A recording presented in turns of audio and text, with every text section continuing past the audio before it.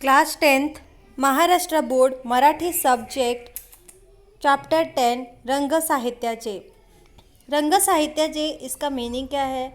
साहित्य मीन्स होता है कि बहुत अलग अलग तरीके की बुक्स जिनको रीड करने से हमारे अंदर एक नया आर्ट्स डेवलप होगा, एक नई कला डेवलप होगी और हमारा नॉलेज भी इंक्रीज़ होगा।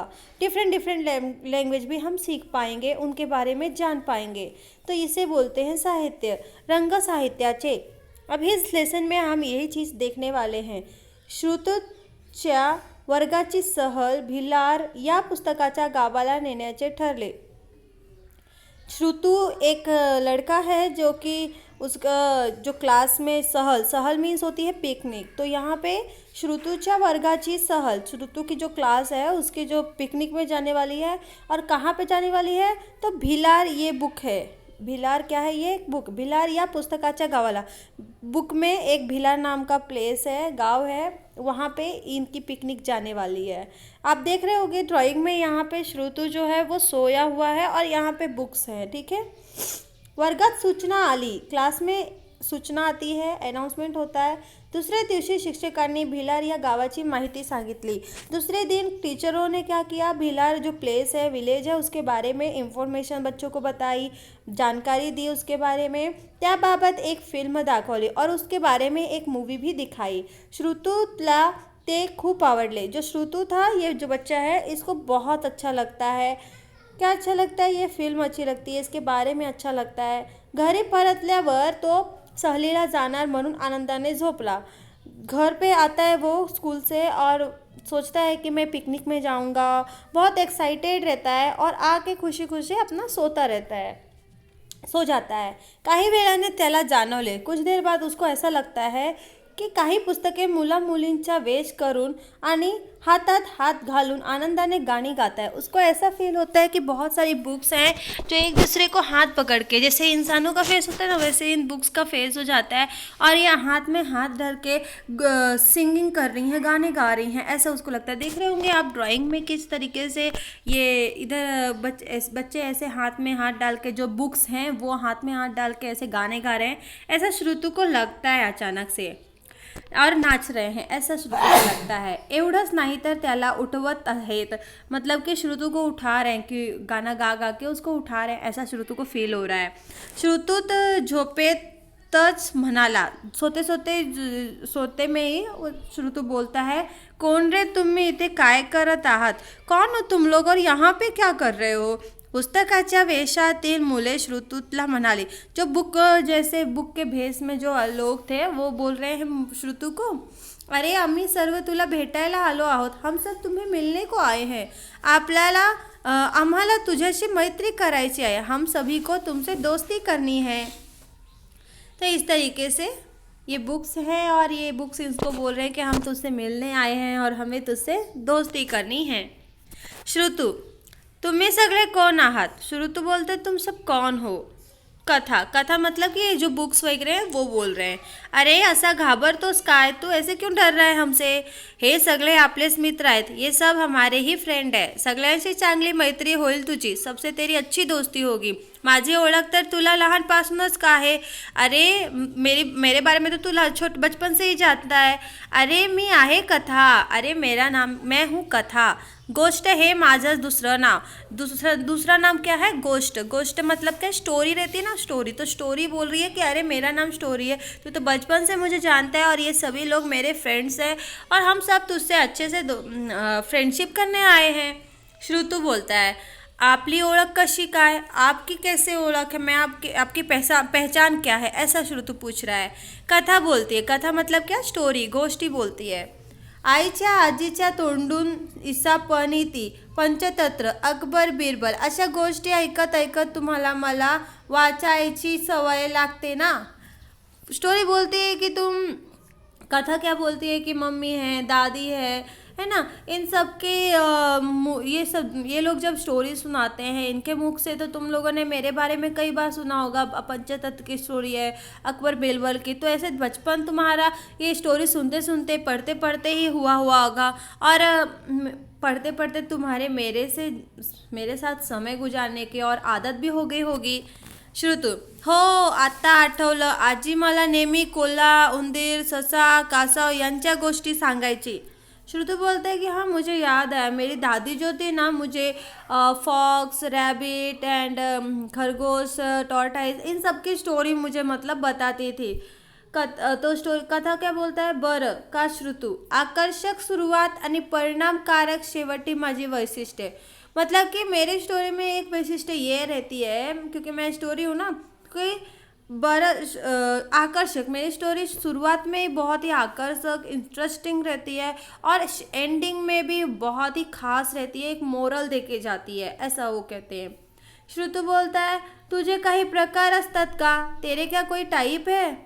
कारण आज मराठीच्या मॅडम म्हणाल्या, क्योंकि आज ही मुझे स्कूल में मराठी की टीचर ने बोला अपन साहस कथा शिकूया, कि आज हम साहस कथा सीखने वाले हैं. मतलब कि साहस की जो स्टोरी है ना, वो सुनाने वाले, सीखने वाले हैं. कथा बोलता है, अगदी बरोबर, हाँ, बहुत सही. परिकथा, बोधकथा, विज्ञान कथा, ऐतिहासिक कथा हे माझेच अनेक उपप्रकार आहेत.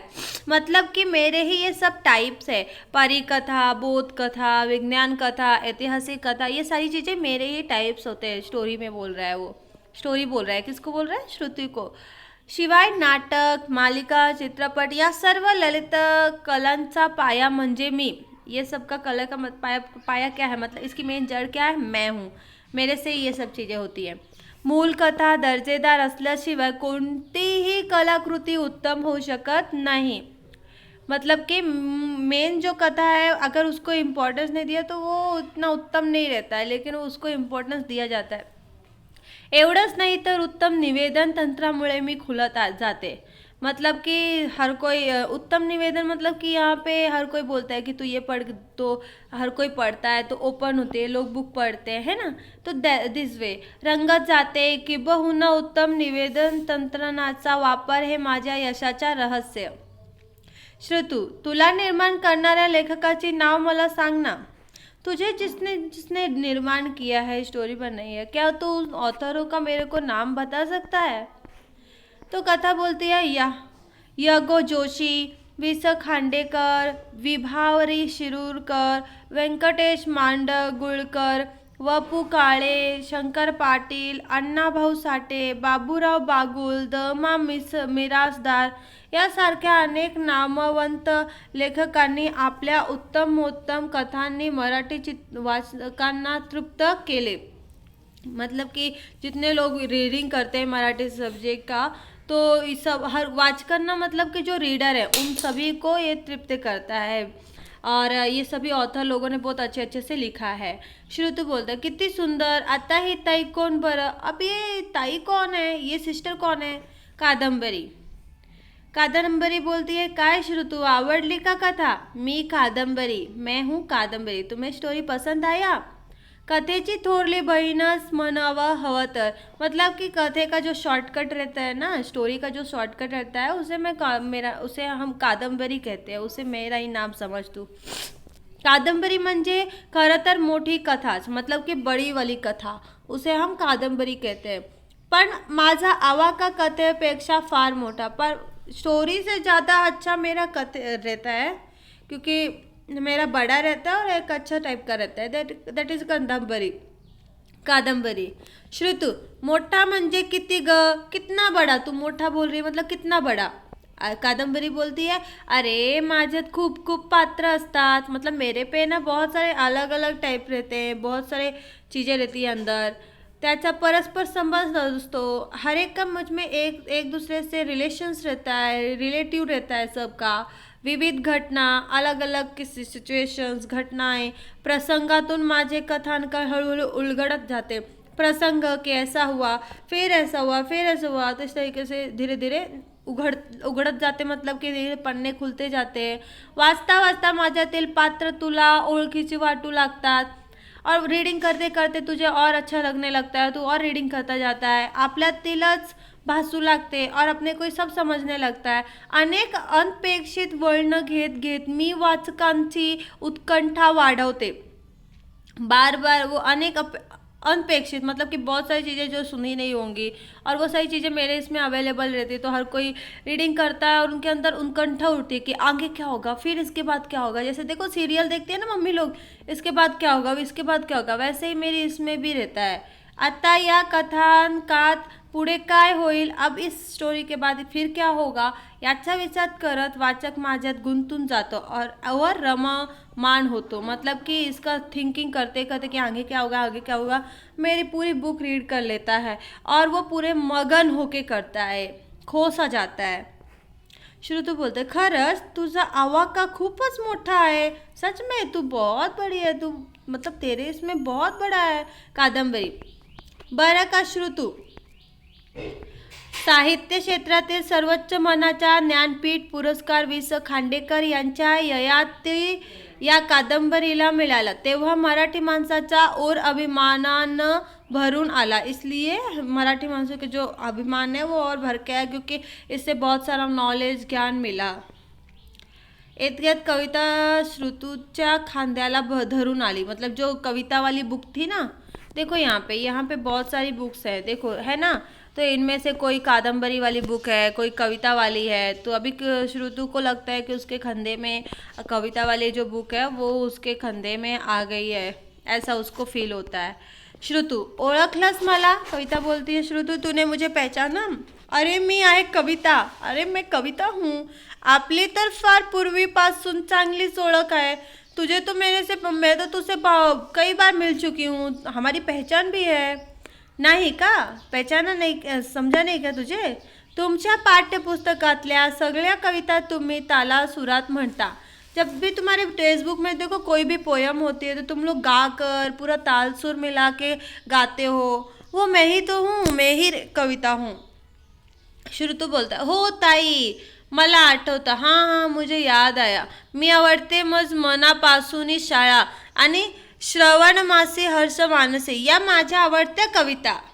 कविता छान हां श्रुतू, माझं रूप छोटंसं, आटोपशीर, मोजक्या शब्दात मोठा आशय व्यक्त करणं हे माझं वैशिष्ट्य। वो कविता बता रही है कि श्रुतु मेरा मेरा मेरी क्या क्वालिटीज़ है, मेरी क्या चीज़ मेरे में क्या क्या चीज़ें रहती है, तो मेरे क्या फीचर्स है। तो कविता बता रही है कि मैं छोटी सी रहती हूँ लेकिन मेरे जो मीनिंग्स होते हैं वो बहुत बड़े होते हैं, बहुत ही अलग होते हैं, सीख देने वाले होते हैं, ये मेरा क्या है वैशिष्ट्य है। अनुप्रास अशा शब्दालंकाराने माझं बाह्यरूप आणि उपमा उत्प्रेक्षा रूप का सारख्या अर्थालंकाराने माझं अंतरंग सजवून कवी मला अधिक आश्चर्य गर्भ करतात। जो कवि लोग हैं वो मुझे और अलंकार से और अच्छे से बनाते हैं और मुझे और अच्छे से सजाते हैं अपनी कवियों से। श्रुतु बोलता है मॅडम नेहमी सांगतात कवितेची शब्दरचना अर्थपूर्ण व चपल खल असते।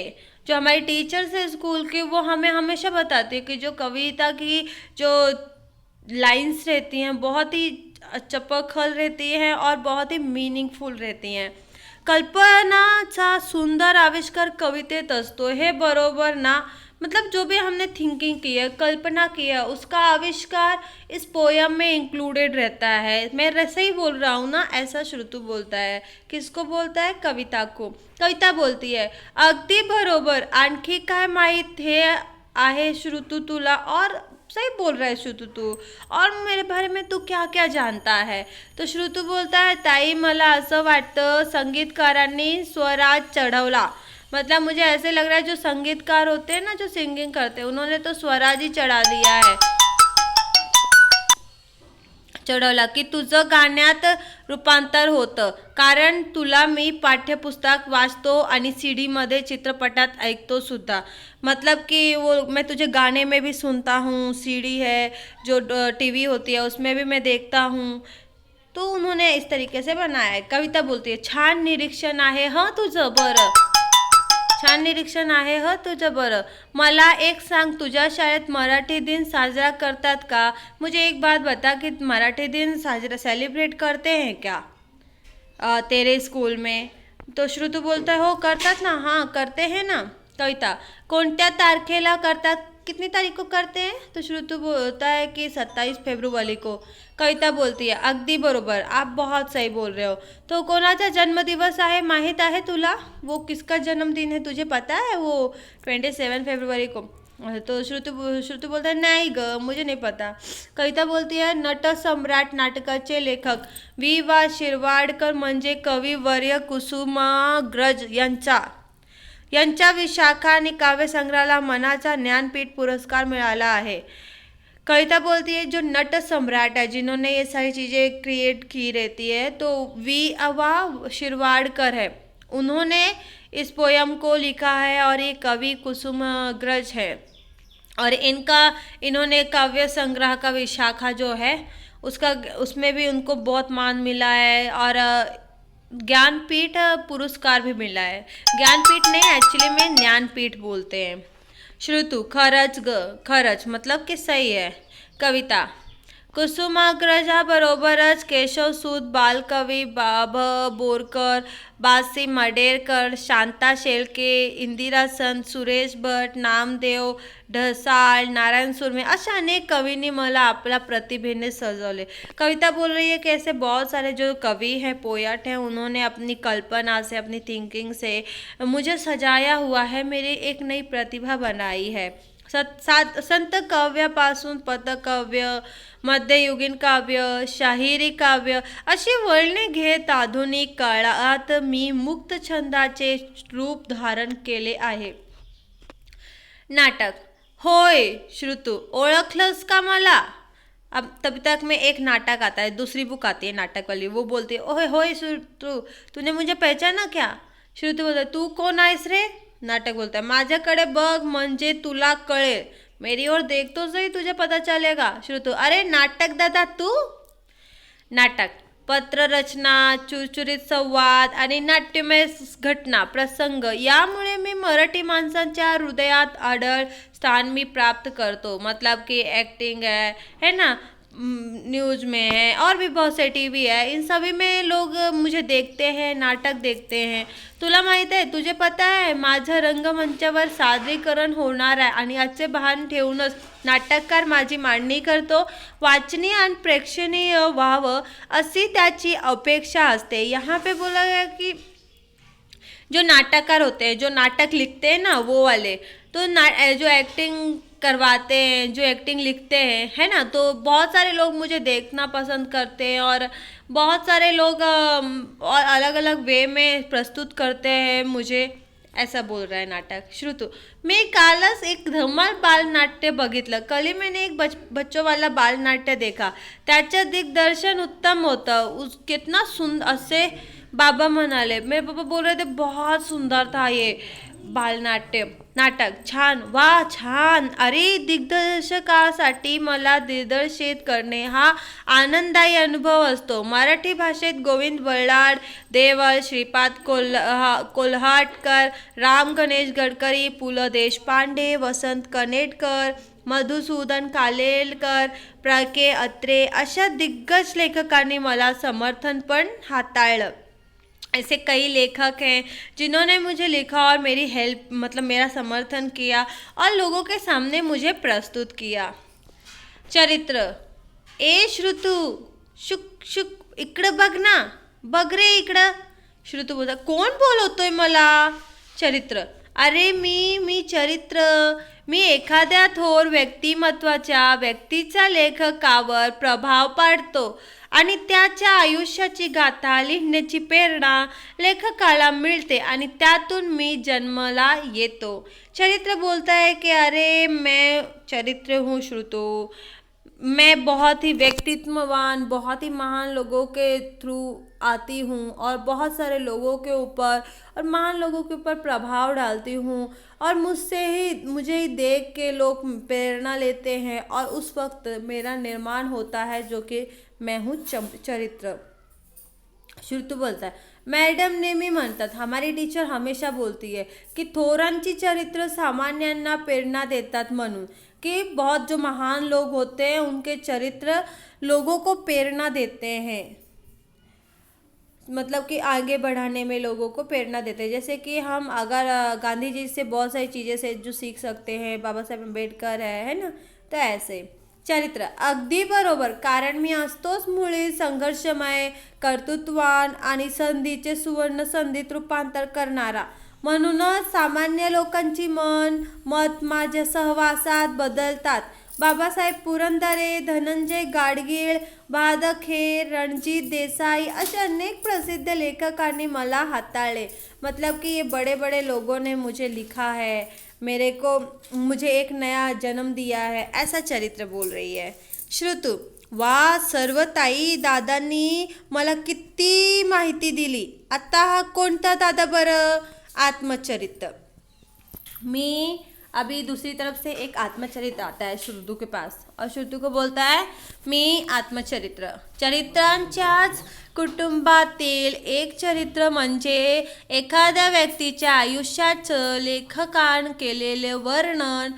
तर मी म्हणजे व्यक्तीने स्वतःच्या जीवन प्रवासाचं तटस्थपणे केलेलं वर्णन. माझ्या आयुष्यात आलेल्या विविध टप्प्याचे, वळणाचे, भल्याबुऱ्या अनुभवांचे कथन मी तटस्थपणे करतो. त्यातून मी साकारला जातो. स्वातंत्र्यवीर सावरकर, सुनीता देशपांडे, माधवी देसाई, डॉक्टर जयंत नारळीकर, डॉक्टर प्रकाश आमटे, मल्लिका अमर शेख, दया पवार, विश्राम बेडेकर, लक्ष्मण गायकवाड हे माझे गाजलेले लेखक.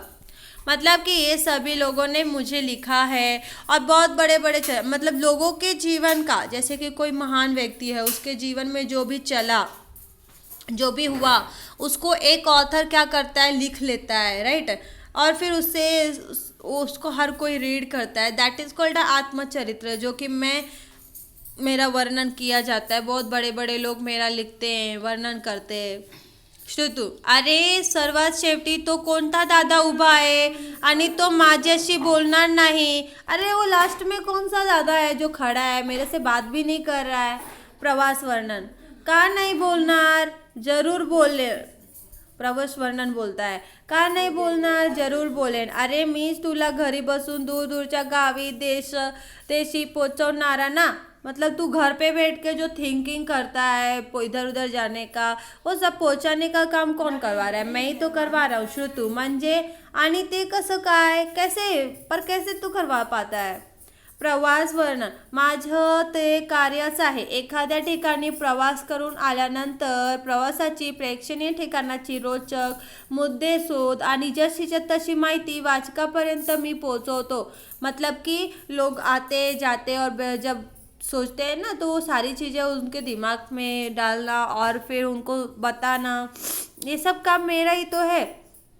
जैसे कि कोई प्रवास किया कहीं पे, तो वो आएगा और लिखेगा, तो फिर मेरी ही चीज़ें तो पूरा एकदम लिखा जाता है, और फिर लोग उसको पढ़ते हैं. ही माहिती रटाळ कंटाळवाणी न होऊ देता रंजक पद्धतीने मनोवेधक भाषेत मांडणं हे लेखकाचं कसब. मतलब कि ये जो हमें ऐसे गया, ऐसे किया, तो इन चीज़ों में बोर ना हो, इसलिए लेखक और अच्छे से करके देता है. लेखक त्या ठिकाणच्या माहितीबरोबर स्वतःचे अनुभव, भावना, निसर्ग संदर्भ, व्यक्तित्व विशेष याची ही सुरेख मांडणी करतो. कि ये सब की भी एक अच्छी सी मांडणी करता है और लिखता है. श्रुतू, म्हणजे ना तिकीट, ना विसा, ना बस, ना विमान, मी कुठेही जाऊ शकतो सर्व ठिकाणांना भेट द्यायला तुझ्या माध्यमातून.